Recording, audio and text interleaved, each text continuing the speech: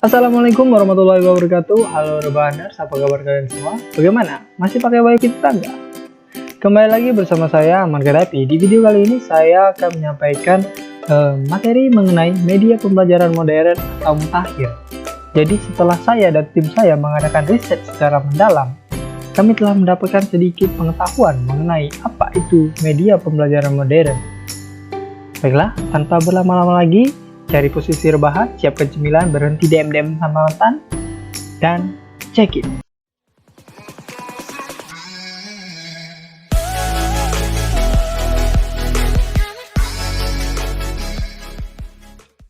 Penggunaan alat elektronik pada saat ini sangat sering sekali digunakan di berbagai aspek bidang kehidupan, terutama di bidang pendidikan, yang mana penggunaan alat elektronik itu sangat penting sekali dalam menunjang penyampaian informasi atau materi pelajaran kepada peserta didik yang guna demi mencapai tujuan dari proses pembelajaran tersebut. Oleh dari itu, saya di sini akan menjelaskan mengenai media pembelajaran modern pada saat ini. Pada pengertian pertama ini, kita dijelaskan apa itu media pembelajaran modern. Dituliskan di sini, media pembelajaran modern adalah segala suatu alat elektronik yang dapat digunakan oleh pendidik untuk menyampaikan pesan atau informasi kepada para peserta didik agar mereka mampu memperoleh pengetahuan, keterampilan, serta perubahan sifat yang positif di dalam proses belajar mengajar. Lanjut, yang berikutnya adalah ciri-ciri dari media pembelajaran. Ini secara khusus media pembelajaran itu berbeda menurut tujuan dan pengelompokannya. Ciri-ciri media dapat dilihat dari menurut kemampuan membangkitkan rangsangan pada indera penglihatan, pendengaran, perabaan, penciuman, dan pengecapan. Maka, ciri-ciri umum media pembelajaran adalah bahwa media itu dapat diraba, dilihat, didengar, dan diamati melalui panca indera. Di samping itu, ciri-ciri media juga dapat dilihat menurut harganya, lingkup sasaran, dan kontrol oleh pemakai. Lanjut, yang berikutnya ini adalah jenis-jenis dari media pembelajaran. Di sini kita dijelaskan ada 4 jenis media pembelajaran. Yang pertama itu adalah media grafis atau gambar.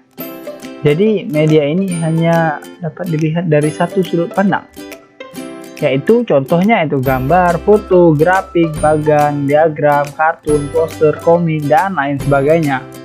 Lalu yang berikutnya adalah media 3 dimensi, yaitu media yang dapat dilihat dari berbagai sudut pandang dan memiliki bentuk panjang, lebar, tinggi, dan volume. Contohnya itu seperti buku 3 dimensi atau pop-up book, dan media lain seperti media-media yang ada di sekitar kita seperti kursi, meja, papan tulis, dan lain sebagainya. Lalu yang ketiga itu adalah media proyek seperti slide, film tips, lalu ada film, dan OHP.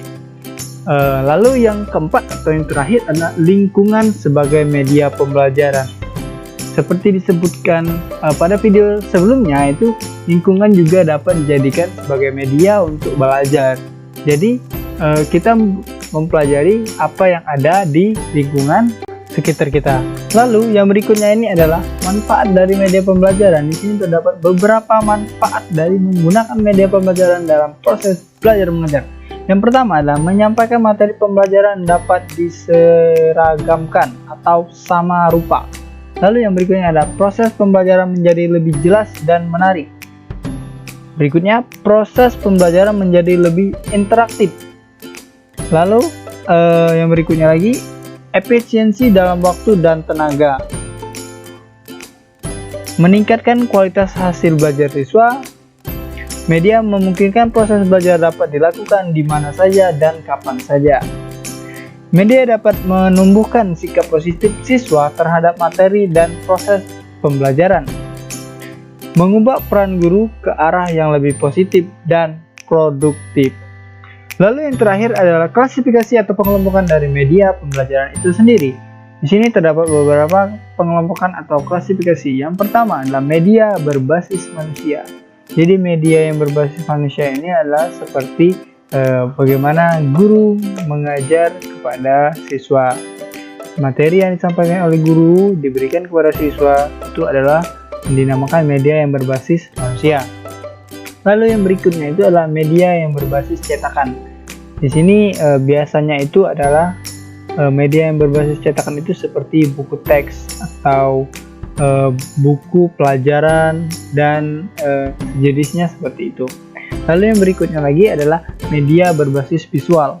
Jadi media yang berbasis visual itu adalah atau gambar memegang peran sangat penting dalam proses belajar. Media visual dapat memperlancar pemahaman, misalnya melalui elaborasi struktur dan organisasi dan memperkuat ingatan siswa.